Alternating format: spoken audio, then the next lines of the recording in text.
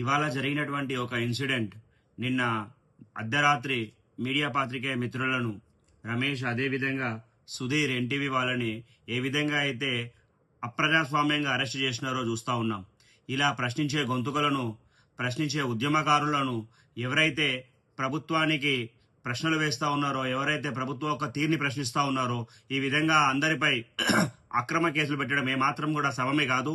ప్రజాస్వామ్య దేశంలో ప్రశ్నించే హక్కు ప్రతి ఒక్కరికి ఉంటుంది. మీకు ఒక విధంగా ఏమైనా మీకు అగేన్స్ట్ కానివ్వండి, మీరు కాదు అనుకున్నది ఏమైనా ప్రచారించినట్టు అయితే దాన్ని లీగల్గా ప్రొసీజర్గా ఫాలో అయ్యి వాళ్ళకి ఏమైంది, ఎందుకు నోటీసులు ఇచ్చి పిలిపించి ఎందుకు అని చూసిన తర్వాత ఎంక్వైరీ చేసిన తర్వాత అరెస్ట్ చేసేది ఉండే. మేఘాల పైన రాత్రికి రాత్రి ఎక్కడికో బయటికి పోతూ ఉంటే ఎయిర్పోర్ట్లో అరెస్ట్ చేసి ఏదైనా మళ్ళా తిరిగి రానటువంటి దేశాలకు పోతున్నట్టు మీరు ఏ విధంగా అయితే ప్రవర్తించినారో ముమ్మాటకి అప్రజాస్వామ్యంగానే ఉంటది. ఈ యొక్క అరెస్టుని డిఎస్ఎఫ్ఐ తీవ్రంగా ఖండిస్తా ఉన్నాం. ఇదే విధంగా మాత్రం ముందుకు పోతే మాత్రం ప్రజా ఉద్యమాలలో ఉద్యమాలు ఇంకా ఉవ్వెత్తున పైకి లెగుస్తాయి కానీ తగ్గవు.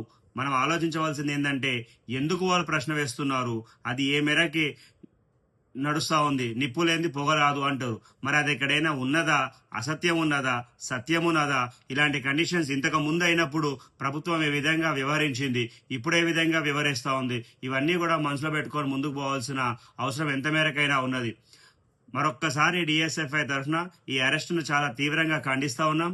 ఇలాంటి అరెస్టులతో ముందుకు పోతే మాత్రం ప్రజా ఉద్యమాలు ఇంకా పెరుగుతాయని చెప్పి మరొక్కసారి డిఎస్ఎఫ్ఐ తరఫున హెచ్చరిస్తా ఉన్నాం. Thank you.